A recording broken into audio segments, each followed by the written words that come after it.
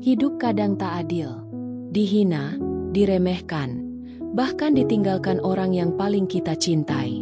Namun, bagi mereka yang tak menyerah, selalu ada jalan keajaiban yang menanti. Inilah kisah Joko, seorang buruh bangunan dari Semarang yang dihina mertuanya, ditinggalkan istri, dan akhirnya berjuang hingga sukses di negeri orang. Kisah ini penuh haru, penuh perjuangan, dan akan menguras air mata. Jangan lupa like, komen, dan subscribe agar kami semakin semangat menghadirkan kisah inspiratif lainnya. Joko meneguk segelas air putih di kontrakan kecilnya yang hanya berukuran 3x4 meter.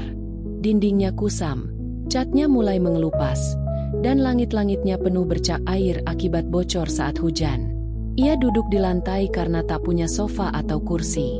Satu-satunya perabot yang tersisa adalah ranjang besi berderit yang di atasnya tergeletak istrinya, Santi, menatap langit-langit dengan wajah kosong. Hari ini terasa begitu melelahkan. Matahari di Semarang menyengat begitu terik, sementara ia harus mengangkat sak semen yang beratnya puluhan kilogram berkali-kali dalam sehari. Tangan kasarnya penuh dengan kapalan, punggungnya terasa seperti mau patah. Tapi ia tak pernah mengeluh. Baginya, bekerja keras adalah satu-satunya cara agar ia bisa memberi makan keluarganya. Istirahatlah dulu, Di. Santi berbisik pelan, matanya tak memandang suaminya. Ada kelelahan di suaranya, tapi lebih dari itu, ada sesuatu yang lain. Sesuatu yang tak bisa dijelaskan dengan kata-kata. Joko memaksakan senyum, meskipun ia tahu senyum itu lebih terasa pahit daripada manis. Nanti aja, Di. Kalau aku nggak kerja keras, kita mau makan apa? Jawabnya sambil meregangkan otot-otot lengannya yang pegal. Namun, Santi hanya mendesah. Ia tidak menjawab, hanya memalingkan wajahnya. Joko merasakan sesuatu yang aneh di dalam hatinya. Dingin, seperti ada yang perlahan menjauh darinya. Tapi ia tak tahu apa itu. Malam itu, Joko pulang lebih awal dari biasanya. Biasanya ia baru sampai di rumah setelah langit gelap. Tapi hari ini proyek selesai lebih cepat. Dalam hati, ia merasa sedikit senang karena bisa menghabiskan lebih banyak waktu bersama istrinya. Namun, alangkah terkejutnya ia ketika membuka pintu dan melihat Santi sedang berkemas. Beberapa pakaian telah dimasukkan ke dalam koper kecil. Wajah istrinya tanpa ekspresi, seakan semua emosi telah mati. Di, kamu mau kemana? Suara Joko bergetar. Ia merasa ada sesuatu yang tidak benar. Santi tidak langsung menjawab. Ia menutup koper dengan pelan, lalu menoleh ke arah Joko. Tatapannya datar. Tidak ada kehangatan seperti dulu. Aku mau pergi, Di. Joko mengerjapkan mata, mencoba memahami apa yang sedang terjadi. Pergi? Pergi kemana? Kenapa? Santi menarik napas panjang. Aku nggak bisa terus hidup miskin begini, Di. Kata-kata itu menghantam Joko seperti palu godam. Lututnya terasa lemas, kepalanya pening. Apa? Apa maksudmu, Di? Kita kan udah berjuang bareng-bareng. Santi menunduk, menghindari tatapan suaminya. Aku capek, Di. Aku capek hidup dalam kemiskinan. Aku mau pergi. Aku mau cari hidup yang lebih baik. Darah Joko berdesir. Ia merasa dikhianati, dihancurkan oleh orang yang paling ia cintai. Di, kita bisa berjuang bersama. Aku janji, aku akan kerja lebih keras lagi. Namun, Santi menggeleng. Aku udah buat keputusan. Joko ingin menahan istrinya, ingin meyakinkannya, ingin berkata bahwa cinta mereka lebih berharga daripada sekadar uang. Tapi Santi sudah membulatkan tekadnya. Dengan langkah mantap, ia membawa kopernya keluar pintu, meninggalkan Joko yang berdiri kaku dalam kehancuran. Keesokan harinya, Joko mencoba menguatkan hatinya dan mendatangi rumah mertuanya. Dalam hatinya, ia berharap bisa berbicara dengan Santi, membujuknya untuk kembali. Ia ingin meyakinkan istrinya bahwa mereka masih bisa melesanti semua ini bersama-sama. Namun, yang didapatinya bukanlah pelukan atau pengertian, melainkan hinaan yang menusuk hati. Begitu Joko tiba, mertuanya langsung menyambutnya dengan wajah sinis. Ngapain kamu kesini? Suara lelaki tua itu dingin dan tajam. Saya ingin bicara sama Santi, Pak. Jawab Joko dengan suara yang masih bergetar. Mertua Joko tertawa kecil, tetapi tawanya penuh dengan ejekan. Kamu pikir Santi masih mau balik sama buruh bangunan krek kayak kamu? Jantung Joko seperti diremas. Ia menggenggam tangannya erat-erat agar tak terlihat lemah. Saya mencintai Santi, Pak. Saya mau berusaha lebih keras. Saya janji akan membahagiakan dia. Mertua Joko menggeleng dengan seringai meremehkan. Mimpi aja terus. Orang miskin kayak kamu gak akan pernah sukses. Udah nasibmu jadi buruh. Jangan mimpi jadi orang kaya. Kata-kata itu seperti cambuk yang mencabik-cabik harga diri Joko. Ia merasa diinjak-injak, direndahkan seakan ia bukan manusia. Tetapi ia tak bisa membalas. Ia hanya bisa berdiri diam, menahan semua luka di dalam hati. Malam itu, Joko duduk di kontrakannya yang kini terasa lebih sepi dan hampa. Tanpa Santi, rumah ini terasa seperti kuburan, dingin, kosong, dan menyedihkan. Ia menatap tangannya yang kasar, penuh luka akibat bekerja di bawah terik matahari. Lalu, ia melihat ke sekeliling ruangan. Dindingnya retak, lantainya berdebu, dan hanya ada beberapa perabot sederhana yang tersisa. Hatinya terasa berat, air matanya menggenang, tapi ia menolaknya jatuh. Ia tak boleh menangis. Ia harus kuat. Dengan napas berat, ia menengadahkan tangan dan berdoa dalam hati. Ya Allah, jika aku memang tak layak di sini, tunjukkan jalanku. Tunjukkan bagaimana aku bisa bangkit dari keterpurukan ini. Keesokan harinya, Joko membuat keputusan besar yang akan mengubah hidupnya selamanya. Ia memutuskan untuk menjadi TKI di Arab Saudi sebagai buruh bangunan. Arab Saudi menyambut Joko dengan panasnya yang menyengat. Begitu turun dari pesawat, ia langsung merasakan perbedaan yang begitu drastis. Udara kering dan terik matahari yang membakar kulit membuatnya harus segera beradaptasi. Di tempat kerja, ia harus mengangkat sak semen, menyusun bata, dan mencampur pasir di bawah matahari yang menyengat. Setiap tetes keringatnya terasa seperti harga yang harus ia bayar untuk masa depan yang lebih baik. Joko, cepat sedikit. Proyek ini harus selesai. Bentak mandor dengan bahasa Arab yang masih sulit ia pahami. Baik, Pak. Jawab Joko dengan napas tersengal, meskipun tubuhnya sudah terasa hampir roboh. Namun, ia tak peduli. Ia harus sukses. Ia harus membuktikan kepada semua orang bahwa mereka salah. Ia harus membuktikan bahwa buruh bangunan miskin dari Semarang bisa meraih mimpi besarnya. Hari-hari berlalu dengan berat. Joko harus bekerja dari pagi hingga malam, tanpa banyak waktu untuk istirahat. Namun, ia tak pernah mengeluh. Setiap sak semen yang ia angkat, setiap batu bata yang ia susun, semuanya ia lakukan dengan tekad yang membara. Ia ingin sukses. Ia ingin membuktikan bahwa ia lebih dari sekadar buruh miskin yang dihina. Suatu hari, saat sedang beristirahat di bawah bayang-bayang gedung yang sedang dibangun, seorang pria berperawakan tinggi dan berjanggut rapi menghampirinya. Wajahnya ramah, dan sorot matanya penuh wibawa. "Kamu pekerja yang sangat rajin," kata pria itu dalam bahasa Arab yang sudah sedikit dipahami Joko. Joko mengangguk sopan. "Saya hanya berusaha sebaik mungkin, Tuan." Pria itu tersenyum. "Aku pemilik proyek ini. Aku sering melihatmu bekerja keras, bahkan lebih keras daripada pekerja lainnya. Apa impianmu?" Pertanyaan itu membuat Joko terdiam. Ia tak tahu harus menjawab apa. Dulu, impiannya hanyalah hidup bahagia dengan Santi, tetapi kini semuanya telah berubah. Ia ingin sukses, ingin membuktikan kepada mereka yang meremehkannya bahwa ia bisa menjadi lebih baik. "Saya ingin sukses, Tuan. Saya ingin hidup lebih baik," jawabnya akhirnya. Pria itu mengangguk. "Aku suka semangatmu. Mulai hari ini, kamu akan aku beri tanggung jawab lebih besar. Aku ingin melihat seberapa jauh kamu bisa berkembang." Sejak saat itu, kehidupan Joko mulai berubah. Ia diberi tanggung jawab untuk mengawasi pekerjaan di beberapa bagian proyek. Ia belajar banyak hal tentang teknik bangunan, manajemen pekerja, dan bagaimana menjalankan proyek dengan efisien. Tak terasa, waktu berlalu begitu cepat. Setelah 2 tahun bekerja keras, ia bukan lagi sekadar buruh bangunan. Ia kini menjadi mandor kepercayaan majikannya, seorang pekerja yang disegani dan dihormati. Suatu sore, pria yang dulu memberinya kesempatan kembali mendatanginya. Kali ini, raut wajahnya lebih serius. "Joko, aku punya tawaran untukmu," katanya pelan. "Aku ingin menjodohkanmu dengan putriku." Joko terkejut. Ia tak pernah membayangkan bahwa seorang pria terpandang seperti majikannya akan menawarkan sesuatu seperti ini.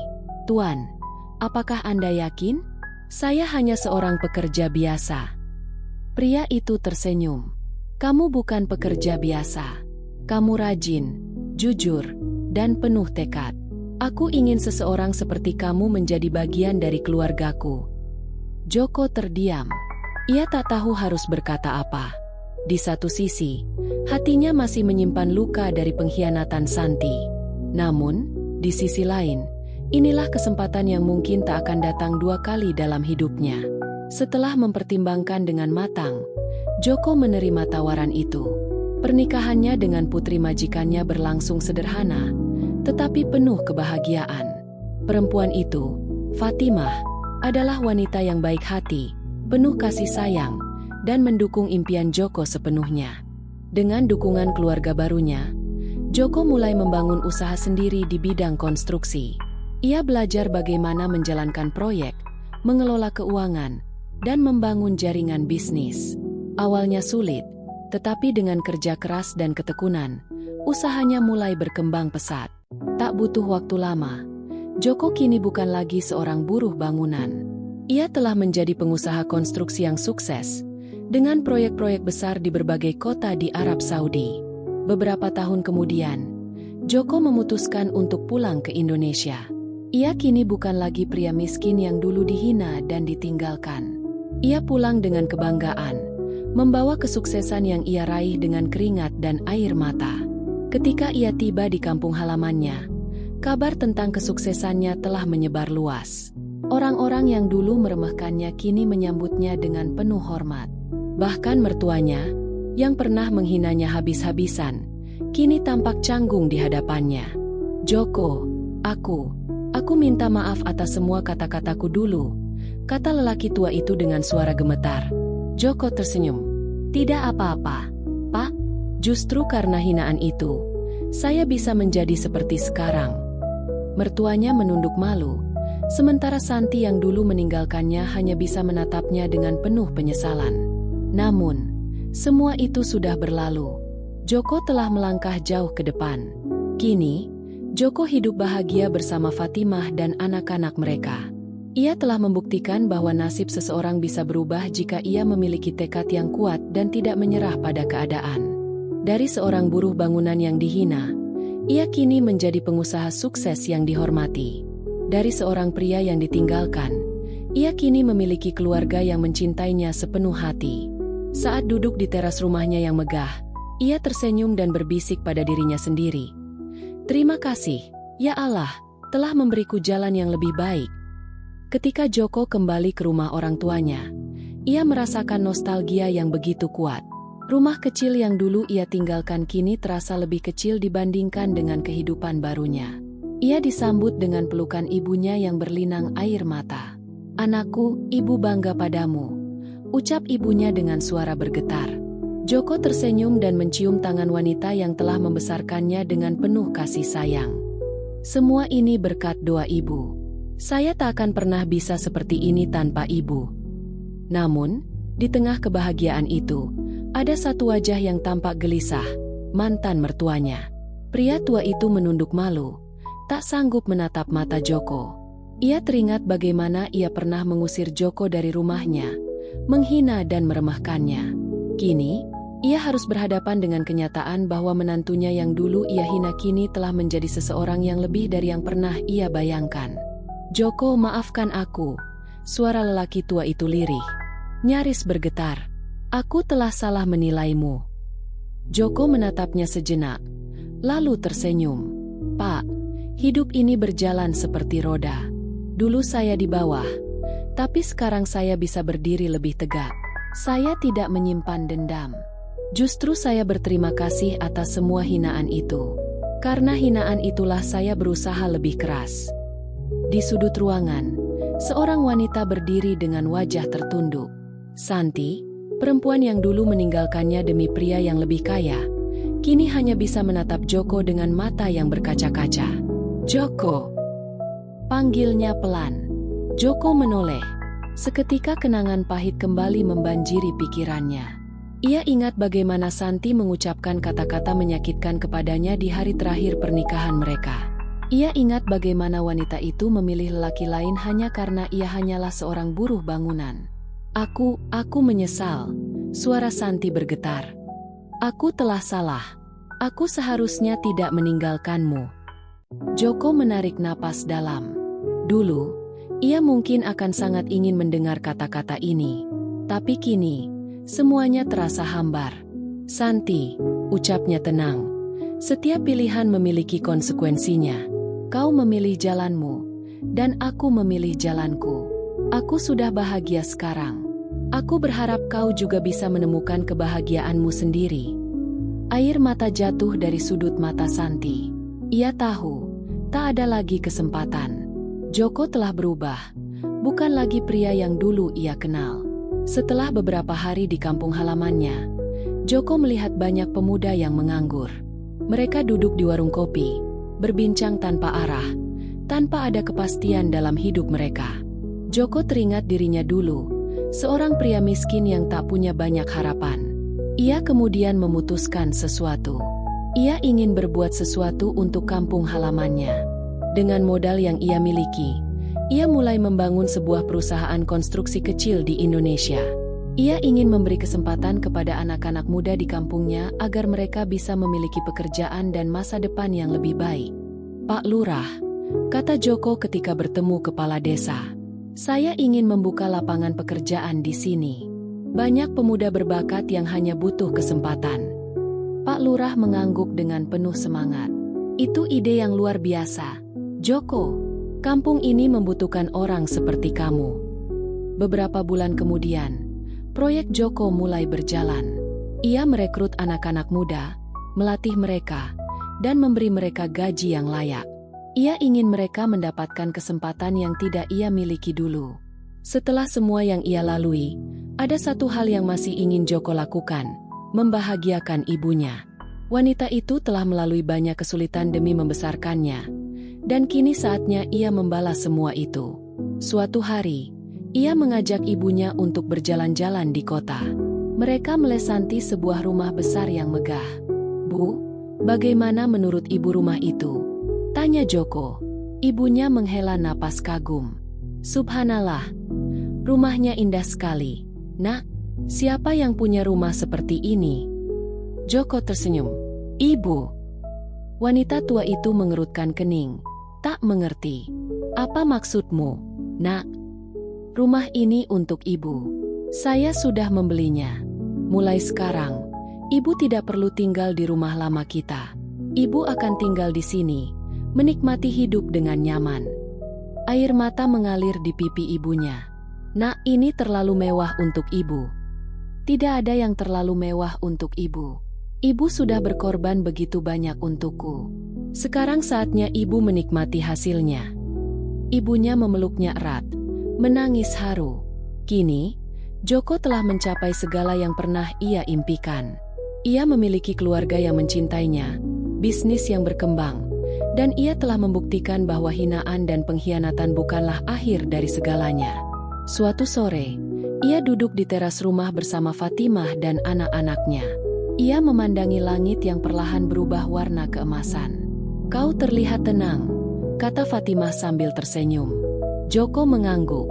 "Dulu aku pikir kebahagiaan itu tentang uang dan kesuksesan.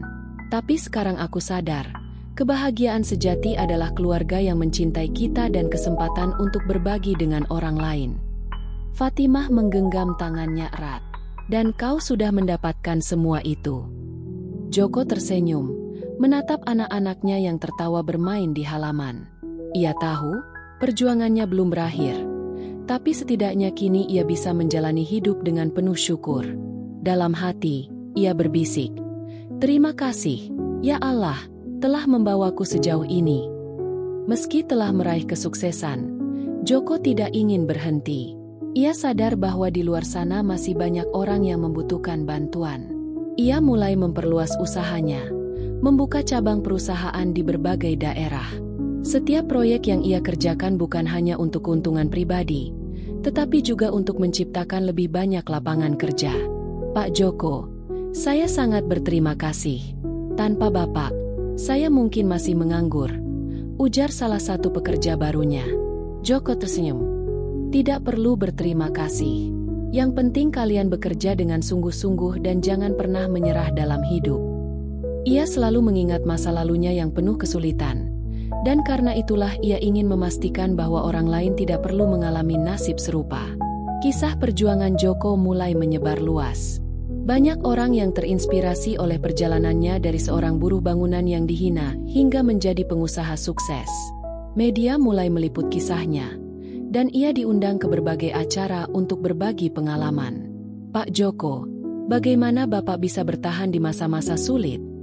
tanya seorang pembawa acara dalam sebuah wawancara. Joko tersenyum, mengingat semua yang telah ia lalui. "Kuncinya adalah ketekunan dan keyakinan. Saya selalu percaya bahwa tidak ada usaha yang sia-sia. Jika kita bekerja keras dan tidak menyerah, pada akhirnya kita akan mencapai tujuan kita." Ia ingin membuktikan bahwa asal seseorang tidak menentukan masa depannya, yang menentukan adalah usaha dan kemauan untuk berubah. Dengan kesuksesan yang diraihnya, Joko merasa masih ada satu hal yang harus ia lakukan, memberikan pendidikan bagi anak-anak kurang mampu. Ia ingat betapa sulitnya hidup tanpa pendidikan yang memadai. Dengan tekad yang kuat, ia membangun sebuah sekolah gratis untuk anak-anak miskin di kampung halamannya. "Pak Joko, sekolah ini akan membantu banyak anak mendapatkan pendidikan yang layak." "Terima kasih," ucap kepala desa dengan mata berkaca-kaca. Joko mengangguk. "Anak-anak adalah masa depan kita. Jika kita ingin negeri ini maju, kita harus mulai dari mereka." Melihat anak-anak belajar dengan semangat di sekolah yang ia dirikan, Joko merasa bahwa hidupnya benar-benar memiliki makna. Suatu hari, Joko memutuskan untuk kembali ke Tanah Suci, tempat di mana perjalanannya sebagai TKI dimulai. Kali ini, ia datang bukan sebagai buruh, tetapi sebagai seseorang yang ingin bersyukur atas semua nikmat yang telah diberikan kepadanya. Di depan Ka'bah, ia menitikkan air mata. Ia teringat saat pertama kali menginjakan kaki di tanah Arab dengan penuh kesedihan dan keputusasaan. Kini, ia kembali dengan hati yang penuh syukur. "Ya Allah, Engkau telah membawaku melesanti begitu banyak ujian. Aku bersyukur atas setiap langkah yang telah Kau tetapkan untukku," bisiknya dalam doa. Dengan hati yang tenang, ia merasa bahwa perjalanan hidupnya telah mencapai titik di mana ia benar-benar bahagia. Kini, Joko tidak hanya dikenal sebagai seorang pengusaha sukses, tetapi juga sebagai sosok yang peduli terhadap sesama. Ia tahu bahwa suatu saat ia akan meninggalkan dunia ini, tetapi ia ingin meninggalkan sesuatu yang lebih besar dari dirinya sendiri, warisan kebaikan bagi generasi mendatang. "Nak, ingatlah," katanya kepada anak-anaknya, "kesuksesan bukan hanya soal uang atau jabatan. Kesuksesan sejati adalah ketika kita bisa memberi manfaat bagi orang lain." Fatimah menggenggam tangannya dengan lembut. "Kau telah melakukan lebih dari cukup, Joko. Aku bangga padamu." Dengan senyum hangat, Joko menatap langit. Ia tahu bahwa perjalanan hidupnya telah menjadi bukti bahwa tidak ada yang mustahil selama seseorang memiliki tekad dan keyakinan yang kuat. Dan dengan itu, ia siap menghadapi masa depan dengan hati yang penuh kedamaian. Kisah Joko adalah bukti bahwa tidak ada yang mustahil. Bagi siapapun yang sedang terpuruk, jangan menyerah. Hinaan hari ini bisa jadi batu loncatan untuk sukses di masa depan. Allah selalu punya rencana terbaik. Tinggal kita mau berusaha atau tidak. Jangan lupa like, komen, dan subscribe untuk lebih banyak kisah inspiratif.